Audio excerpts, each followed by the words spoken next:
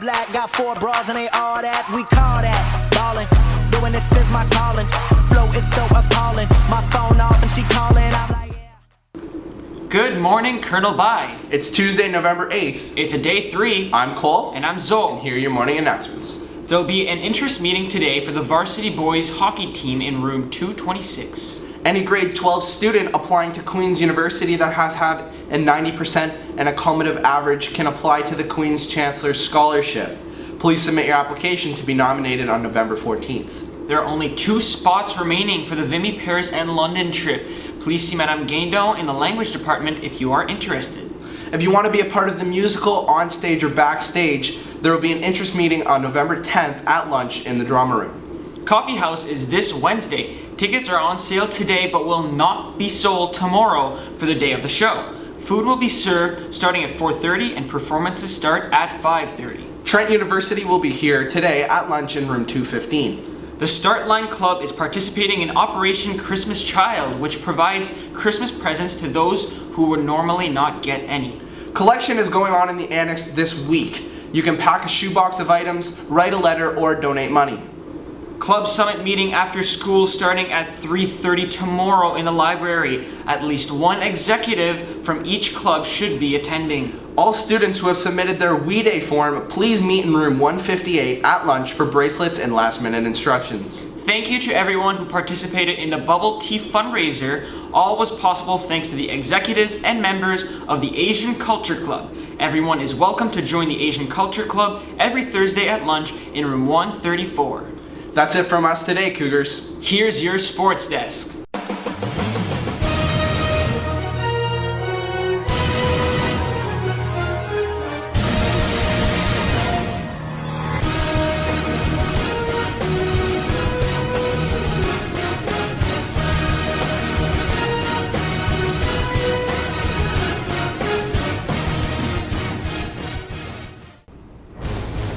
Hello, Cougars! I'm David McNair. And I'm Daniel Oladejo, and welcome to this week's edition of Sports Desk. The fall season is coming to a close and we had very few games this week. Well, let's go check out how our Cougars did. Our senior boys volleyball team would win their last game of the season 3-1 versus John McCrae. We got a chance to check out our junior girls basketball team take on Sacred Heart in the last game of the regular season. Let's go see how that played out.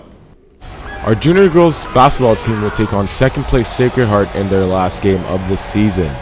Into first quarter action we go. The first quarter would see both teams put up a valiant effort, with Sacred Heart hitting 3-pointers such as this one.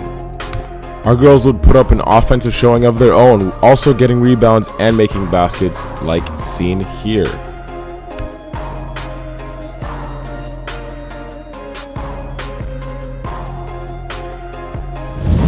Unfortunately for our girls, the second half would see Sacred Heart run away with the score, putting in baskets that they just could not reply to.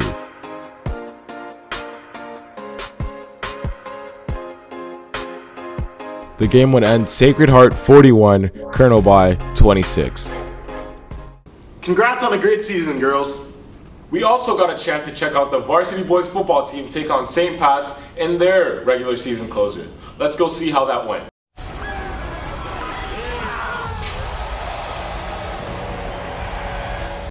Our Cougars would look to cap off their regular season with a win against the St. Patrick's Irish in this regular season closer.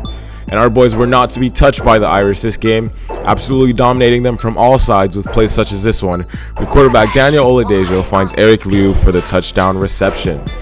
Rudy Nakem would slice through the Irish defense like a hot knife through butter, putting another one in the end zone with a touchdown run. The second quarter would see more domination from our boys, with quarterback Daniel Oladejo wrecking and decking the Irish defense to close out the half.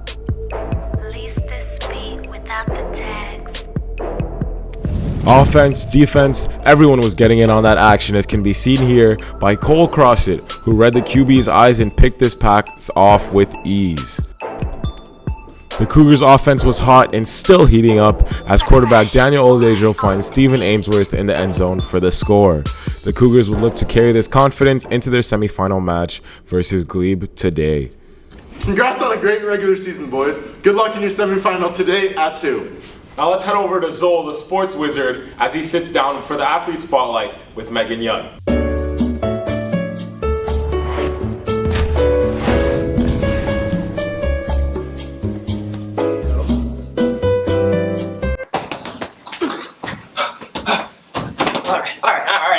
All right, so I am here with the legendary, most incredible Megan Young, the goal scorer for the Field Hockey Championship. So Megan, I'm a sports wizard, but I don't really know that much about field hockey. So could you please enlighten me a bit about field hockey? It's like ice hockey, but on the grass with right-handed sticks. Oh, that's interesting. So essentially is there the same thing? Is it periods or is it halves? It's 2 halves. 2 halves. Okay, yeah, because I heard that one night. So field hockey is actually 2 halves. So see, that's interesting. Because I was also wondering another thing. When you scored that goal, that celebration was pretty rough. You know, everybody just kind of jumped on you. Were you afraid that you were gonna hit your head on the ice or something like that, or hurt yourself? No, it's grass. Aren't you supposed to be the sports wizard? Yes, I okay, yeah, I am sports wizard. Yeah. Would you consider this field hockey championship to be one of your biggest accomplishments that you've ever done? Yes, I'll always remember it. Well, thank you very much for doing this. Thank you. Can we redo this? Well, isn't that lovely? Well, that's all from us today, CB. Here's your highlight of the week.